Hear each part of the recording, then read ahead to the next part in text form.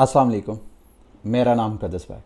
इस वीडियो में आपके साथ मैं क्रिप्टो मार्केट की जो लेटेस्ट न्यूज़ हैं, अपडेट्स हैं, उनके ऊपर मैं अपना तज़किया भी आपके साथ शेयर करूंगा। कल की जो मेजर अपडेट थी, जेरेमी पॉल की स्पीच और एफओएमसी की मीटिंग के बाद जो US policy, monetary policy statement थी, उसके हवाले से सबसे पहले मैं आपके साथ इस वीडियो में शेयर करूंगा। फिर पिछले 24 घंटे की एक बड़ी अच्छी डेवलपमेंट हुई है।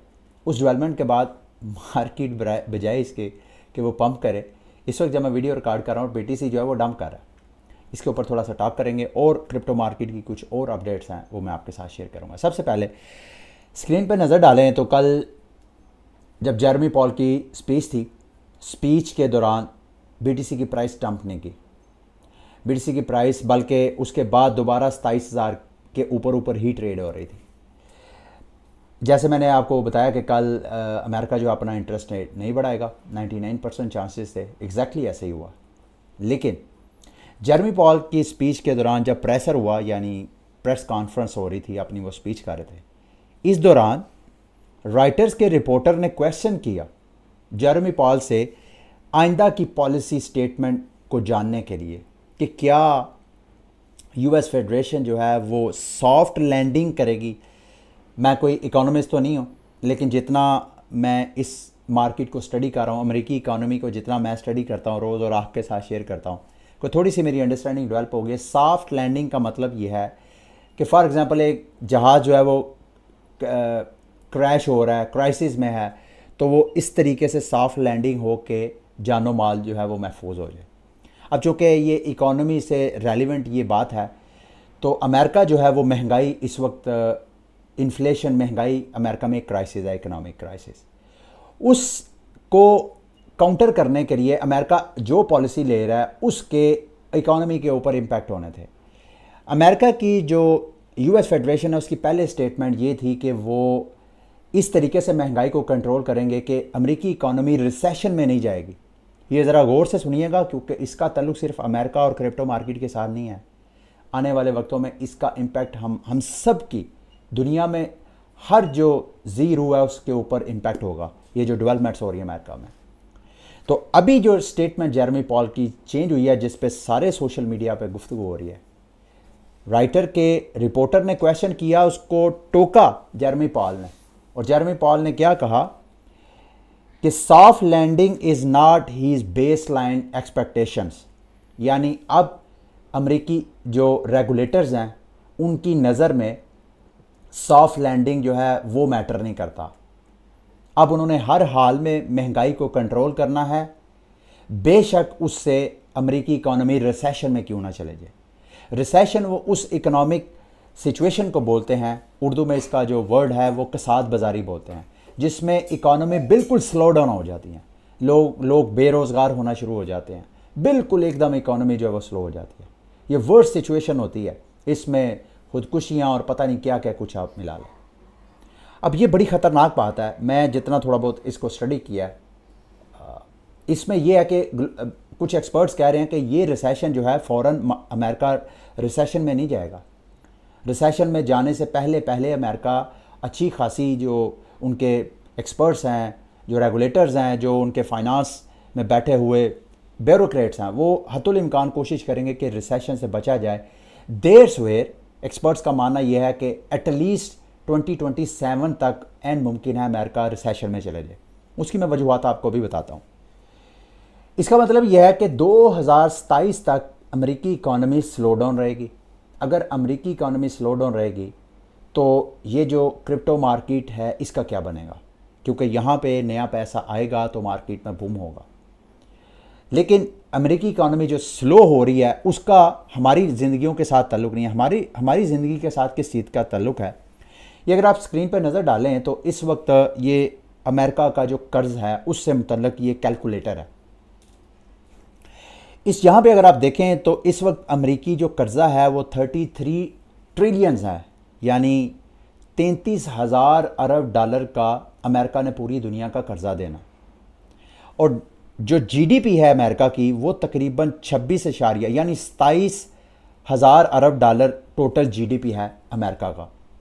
यानी 27 और 33, इसमें कितना 6,000 अरब का हर साल जो है फ़र्क आ रहा है जीडीपी और नेशनल डेट में। अगर उसको आप देखें तो डेट टू जीडीपी रेशियो जो है वो 135% है, यानी जितना वो कमाते हैं उसका 35% ज़्यादा उन्होंने दुनिया का कर्जा देना।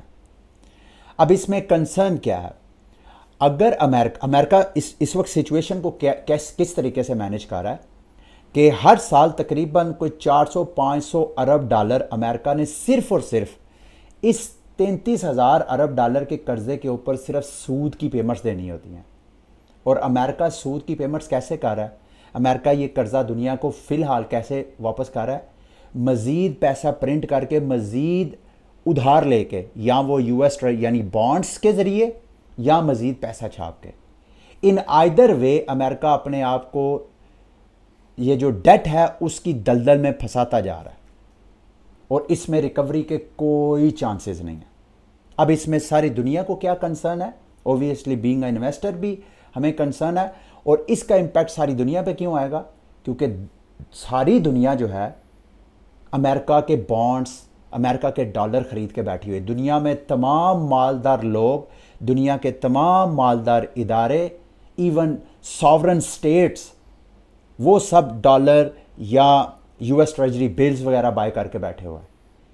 यानी वो अमेरिका के प्रॉमिस को बाय करके बैठे हुए हैं कि जैसे गवर्नमेंट पाकिस्तान में बॉन्ड इशू करती है तो एक्चुअली जो लोग बॉन्ड बाय करते हैं वो गवर्नमेंट का वादा बाय करते हैं कि भाई गवर्नमेंट को हमने 1 लाख रुपया दिया है, बदले में उन्होंने कागज़ के टुकड़े को बॉन्ड कह के हमसे प्रॉमिस किया कि हम आपको साल बाद या जो भी आपने जितने पीरियड का भी बॉन्ड किया कि इसके बाद हम आपको इतना इंटरेस्ट भी साथ पे करेंगे, साथ कैपिटल अमाउंट। तो सारी दुनिया इस वक्त यूएस ट्रेजरीज बाय करके बैठी है। और अगर अमेरिका डिफ़ॉल्ट हो जाता है, जो अमेरिका सॉवरन नेशन है, ग्लोबल सॉवरन नेशन, अगर वो डिफ़ॉल्ट कर जाता है तो सारी दुनिया, यू कैन इमेजिन, इसमें जितना आप खौफ अपने ऊपर तारी करना चाहे आप कर सकते हैं। क्या बनेगा सारी दुनिया की इकॉनमी का, कैसे वो सब कुछ रीसेट होगा। अब ये सारे क्राइसिस के अंदर कुछ अपॉर्चुनिटीज़ बिल्ड हो रही हैं। नंबर 1 तो ये कि जब से ये क्राइसिस स्टार्ट हुआ है उस वक्त से लेके अगर देखें तो गोल्ड जो है ऑलमोस्ट डबल प्राइस जंप कर गया। तो इस सारी सिचुएशन में आप लोगों के लिए क्या ऑप्शन है? एंड मुमकिन है कि इस सारे क्राइसिस के अंदर बिटकॉइन एक सेवियर बन के उभरे। मैं दूसरी क्रिप्टो करेंसीज की बात नहीं करता, लेकिन बिटकॉइन चूंकि एक डिजिटल करेंसी है, बाकी सारी जो मार्केट में आपको क्रिप्टो करेंसीज नज़र आती हैं वो डिजिटल करेंसी नहीं है, वो एप्लीकेशंस हैं, वो क्रिप्टो ब्लॉकचेन एप्लीकेशंस हैं जिसके ऊपर आप डिसेंट्रलाइज फाइनेंस खड़ी कर सकते हैं। वो करेंसी, वो डिजिटल करेंसी नहीं है। डिजिटल करेंसी सिर्फ बिटकॉइन है। तो सेविंग के लिए गोल्ड की तरह, गोल्ड भी एक ऑप्शन है। आप सिर्फ बिटकॉइन में सरमायाकारी करना मैं आपको रिकमेंड नहीं करता, आप गोल्ड में भी सरमायाकारी करें। It's a best time. ये जितना टाइम गुजरता जाएगा ये मज़ीद अमेरिका और सारी दुनिया के लिए हालात टाइट, आगे हालात जो हैं वो बेहतर नहीं है, मुझे नहीं नज़र आते। तो अपनी ज़िंदगियों के मामले में इस बारे में आप गौर करें। अब मार्केट की कुछ अपडेट्स की तरफ आते हैं। एम्प्टी गॉक्स सबसे बड़ी न्यूज़, इसके बाद मार्केट को पंप करना चाहिए था। क्यों? क्योंकि एम्प्टी गॉक्स का जो लाखों बिटकॉइन है जिसने मार्केट में डंप होना था, उसके हवाले से खबर आई है कि अब वो जो रीपेमेंट्स का सिलसिला था वो अगले साल 31 अक्टूबर 2024 तक पेंडिंग कर दिया गया। अगर ये तकरीबन कोई 20-25 बिलियन इस वक्त करंट अगर प्राइस देखा जाए तो 20-25 बिलियन डॉलर का ये बिटकॉइन है जो मार्केट में डंप होना था। अब होना भी ऐसे नहीं था कि फ़ौरन रीपेमेंट, इसका भी एक शेड्यूल बनना था जिससे मार्केट में कोई पैनिक ना हो। तो फिलहाल ये जो पैनिक था वो पेंडिंग हो गया। अब 31 अक्टूबर 2024 को देखा जाएगा कि पेमेंट्स, और जब इसके बाद भी 31 अक्टूबर 2024 में भी दोबारा रीइंबर्समेंट होगी, पेमेंट्स दोबारा मिलेंगी, रीपेमेंट्स मिलेंगी जो क्रेडिटर्स हैं उनको, और उसका भी एक सिस्टम होगा। ऐसे नहीं कि मतलब वो पूरी मार्केट में पैनिक होगा। अब बीटीसी की प्राइस बजाय इसके कि इस वक्त प्राइस जो है वो पंप करती, आप देख रहे हैं बड़ी सी रेड कैंडल आपको नज़र आ रही है। और कल जबकि हाकिश न्यूज़ थी, अपडेट्स थी जो यूएस पॉलिसी है, उसके बाद प्राइस डंप करने की बजाय प्राइस में स्टेबिलिटी आपको नज़र आई थी कल। ठीक है, बहरहाल मार्केट, लेकिन टून कोइन के बारे में कल मैंने आपको बताया था, मैं उम्मीद कर रहा था कि टून कोइन की प्राइस जो है $2 को 25 सेंट तक आएगी। अभी वहाँ तक पहुँची नहीं है, $2.30 तक ये डंप हुई है। मुझे उम्मीद है कि आप में से जिन दोस्तों ने जो टोन के इन्वेस्टर हैं, जिन्होंने मेरी कल एडवाइस फॉलो की होगी, उनको थोड़ा बहुत इसमें बेनिफिट हुआ होगा रीपोजिशनिंग करने से। अभी अगर आपने बाइंग करनी है तो मेरा ख्याल है नेक्स्ट जो सपोर्ट है वो $2.25 है, और अगर ये ब्रेक हो जाती है तो अगली आप जो सपोर्ट है वो $2 की रेंज में आप देख सकते हैं। पिछले 24 घंटे में जो क्रिप्टो करेंसी पंप की है वो है इम्यूटेबल एक्स का टोकन IMX। ये एक गेमिंग ब्लॉकचेन आप कह लें, ये एक गेमिंग प्रोजेक्ट है, और इसकी पंप होने की वजह साउथ कोरियन एक्सचेंज है, वहाँ से ट्रेडिंग वॉल्यूम आया, और साउथ कोरिया में बहुत सी एक्टिविटीज़ हो रही हैं जो मैंने अभी आपके साथ शेयर भी करनी है। बल्कि मुझे आपको कहने दें, कुजिटो प्रोटोकॉल का मैं एम्बेसडर हूँ। मैं जितनी इन्फॉर्मेशन आपके साथ शेयर करूँगा, इसको आपने कोई फाइनेंशियल एडवाइस नहीं लेना, ये मेरा डिस्क्लेमर है कि कुजिटो प्रोटोकॉल के हवाले से मैं जितनी इन्फॉर्मेशन आपके साथ शेयर करता हूँ, चूँकि मैं एम्बेसडर हूँ, मुझे उधर से फाइनेंशियल बेनिफिट मिलता है, तो इसी वजह से मैं आपको एजुकेट करता हूँ कुजिटो प्रोटोकॉल के हवाले से। पिछले चंद दिनों से मैं आपको जो रियल वर्ल्ड एसेट्स हैं उनकी टोकनाइजेशन के हवाले से आपको बता रहा हूँ, क्योंकि मेरा मानना यह है कि अगले बुल रन में जब मार्केट सारी पंप करेगी, उसमें ये वाला नैरेटिव भी बहुत पंप करेगा।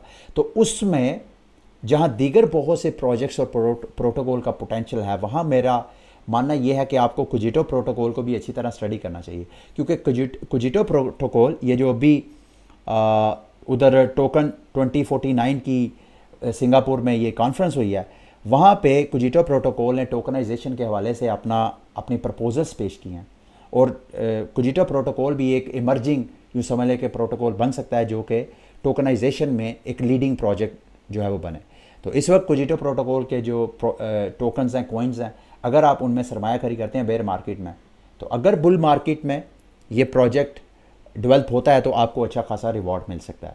अगर आप रियल वर्ल्ड एसेट्स काम कैसे करता है उस हवाले से जो मैंने अभी कुजिटो प्रोटोकॉल के हवाले से आपके साथ शेयर किया, इसमें आप देखें कि रियल स्टेट, फाइनेंशियल सिक्योरिटीज़ कौन से हो सकते हैं? गवर्नमेंट का डेट यानी बॉन्ड्स, ट्रेजरी बिल जो होते हैं जिनको बोलते हैं, या शेयर्स वगैरह, स्टॉक्स के शेयर्स वगैरह, उन सब की, आर्ट की, टिकट्स की, कार्स की, प्रीशियस स्टोन्स की, गोल्ड की, मेटल्स की, इन सब को आप टोकनाइज करके रियल वर्ल्ड में उसकी आप ट्रेडिंग वगैरह कर सकते हैं। अब मिसाल के तौर पे आपने गोल्ड की ट्रेडर, हमारे यहाँ सुनार की मार्केट है, तो सोना जो है किलो के हिसाब से ट्रेड करना जो है वो ऑलमोस्ट डिफ़िकल्ट है, बहुत डिफ़िकल्ट है, खुद आप इमेजिन करें। और ख़ुसूसन अगर आपने डिफरेंट स्पेस से करना है, यानी मैं पाकिस्तान में, एक बंदा कराची में बैठा, तो गोल्ड की ट्रेड हम आपस में कैसे कर सकेंगे? लेकिन अगर गोल्ड का हम टोकनाइज वर्जन बना लें तो फिर हम गोल्ड की ट्रेड जो है वो कर सकते हैं। ठीक है, तो ये टोकनाइजेशन जो है ये ऑन चेन हो रही है। वैसे तो ऑलरेडी कुछ एसेट्स की, गोल्ड की, करेंसीज़ की ऑलरेडी मार्केट्स अवेलेबल हैं, ऑयल की, स्टोन्स की, इन सब की मार्केट्स हैं, लेकिन वो ऑन चेन नहीं है, वो ब्लॉकचेन के ऊपर नहीं है। अब ब्लॉकचेन के ऊपर ये ट्रेंड आहिस्ता आहिस्ता इमर्ज हो रहा है। ठीक है, अब मार्केट की दीगर अपडेट्स की तरफ आते हैं। बिटकॉइन के हवाले से पता नहीं मैं इसको कहना चाहिए कि कंसर्न होना चाहिए या क्या वजह है। बिटकॉइन की ब्लॉकचेन जो है दोबारा चोक होने की तरफ जा रही है। इस वक्त इनकी मेमोरी पूल के ऊपर तकरीबन 4,63,831 ट्रांजैक्शन पेंडिंग है। मेमोरी पूल क्या होता है कि जब हम ब्लॉकचेन्स में ट्रांजैक्शंस करते हैं तो हमारी ट्रांजैक्शन उस ब्लॉकचेन की मेमोरी पूल में चले जाती हैं, वहाँ पे पेंडिंग सारी ट्रांजैक्शंस, क्योंकि ये जो सारी ब्लॉकचेन्स हैं एक सेकंड में मखसूस ट्रांजैक्शन को प्रोसेस करने की इनकी कैपेसिटी होती है। तो जब इनकी कैपेसिटी से ज़्यादा ट्रांजैक्शन चले जाती हैं तो मेमोरी पूल में पड़ी रहती हैं पेंडिंग। तो फिर वो बारी बारी जो है माइनर्स या वैलिडेटर्स वहाँ से मेमोरी पूल से ट्रांजैक्शंस उठाते हैं, ब्लॉक में ऐड करते हैं, तो वो ब्लॉक जो है बाद में ब्लॉकचेन में नया ऐड कर देते हैं। ये प्रोसेस है। तो बिटकॉइन की इस वक्त जो ब्लॉक लिमिट है वो अपने ऑलमोस्ट 100% को टच कर रही है। 4,64,000 में सुबह जब मैंने ये ओपन किया था 4,80,000 ट्रांजैक्शन पेंडिंग थी। बिटकॉइन की जो ब्लॉकचेन है इस पे एक सेकंड पे गालबन 7 से 21 ट्रांजैक्शन एक सेकंड में प्रोसेस होती हैं। तो एक सेकंड और हर 10 मिनट में एक नया ब्लॉक जो है वो माइन होता है। तो आप इमेजिन करें कि ये कितना टाइम टेकिंग प्रोसेस है। और ये जो ट्रांजैक्शंस हैं, ये जो मेमोरी पूल में पेंडिंग हो रही है, अगर ये चोक होगा तो इससे बिटकॉइन की ना सिर्फ ट्रांजैक्शन फीस इंक्रीज़ होगी, साथ साथ इसमें जो कम फीस पे करने वाली लो ट्रांजैक्शन वाली जो ट्रांजैक्शंस हैं वो फिर मज़ीद डिले होती जाएंगी, क्योंकि ये जो हाई ट्रांजैक्शन पे करने वाले हैं, जो मीडियम और हाई प्रायोरिटी वाले हैं, उनको माइनर्स जो हैं ट्रांजैक्शंस उनकी प्रोसेस करना शुरू कर देंगे और लो प्रायोरिटी वालों को वो इग्नोर करना शुरू कर देंगे। ठीक है, अब मार्केट की दीगर अपडेट्स की तरफ आते हैं। ग्रे स्केल जो है उसके हवाले से खबर है कि उन्होंने इथीरियम का फ्यूचर ETF जो है वो अप्लाई किया है SEC में, क्योंकि उनका ऑलरेडी जो कोर्ट से उनको एक रिलीफ मिला, उसकी बेस पे शायद उन्होंने इथीरियम का फ्यूचर ETF अप्लाई किया SEC में। SEC ने अभी तक कोई भी इथीरियम का फ्यूचर ETF अप्रूव नहीं किया, गो कि बिटकॉइन का फ्यूचर ETF ऑलरेडी अप्रूव्ड है। ठीक है, अब आते हैं जी पेपाल के हवाले से खबरें हैं कि पेपाल का जो स्टेबल कॉइन है अब जो वेनमो यूज़र्स हैं उनके लिए भी अवेलेबल होगा। अब देखते हैं कि पेपाल का जो स्टेबल कॉइन है उसकी क्या मार्केट जो है वो इंक्रीज़ होती है कि नहीं इसके बाद, क्योंकि अभी तक जब मैं लास्ट टाइम आपके साथ शेयर किया था कोई 45 मिलियन डॉलर के करीब जो है ये टोकन इसका मार्केट कैप है। तो अगर इस तरह इनकी मार्केट बढ़ेगी और अगर हम इसको कंपेयर करें USDT के साथ, USDC के साथ, ये तो आटे में नमक के बराबर, जैसे उसके मज़दाक जो है ये इस तरह आप इसको कंपेयर कर सकते हैं। अच्छा जी, US प्रेसिडेंशियल कैंडिडेट रामास्वामी उन्होंने SEC जो अमेरिका की सिक्योरिटी एंड एक्सचेंज कमीशन है उसको अच्छा खासा उन्होंने लताड़ा है, उनको बुरा भला कहा है। उनका कहा जी कि इनके एक्शंस की वजह से क्रिप्टो मार्केट जो है वो उसके हवाले से जो अनक्लियर रेगुलेशंस हैं, स्टांस है, उसकी वजह से क्रिप्टो मार्केट जो है वो प्रॉब्लम है, और मैं जब प्रेसिडेंट बनूंगा तो मैं इसको सबसे पहले सॉर्ट आउट करूंगा, और साथ जो इस हवाले से कंसर्न्स हैं, और साथ में अपना जो स्टाफ है रेगुलेशंस का वो भी 2/3 जो है वो मिनिमाइज़ करूंगा।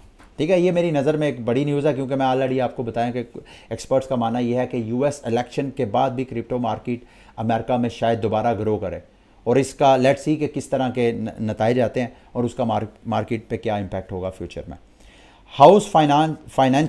US की हाउस फाइनेंशियल सर्विसेज कमेटी ने बिल पास किया है और वो अमेरिका की फेडरेशन को CBDC लॉन्च करने के हवाले से उन्होंने बैन लगाया। ये जो मैंने कल आपको पाकिस्तान में डिजिटल करेंसी के हवाले से खबर शेयर किया, आप दोस्तों ने कमेंट्स में बताया कि मेन स्ट्रीम मीडिया ने भी रिपोर्ट किया है, लेकिन मेन स्ट्रीम मीडिया ने जो रिपोर्ट किया है उसमें यह है कि गवर्नमेंट अपना CBDC शायद लॉन्च करने जा रही है।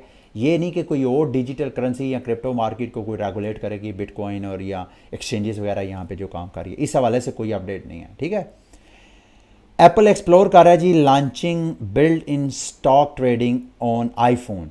तो क्या नेक्स्ट जो स्टेप है एप्पल का वो अपने iPhone के ऊपर build in crypto trading platform भी ऑफर करवाएंगे या नहीं, ये भी एक देखने की बात है। अगर ऐसा होगा तो ये क्रिप्टो मार्केट के लिए एक बहुत अच्छी न्यूज़ है।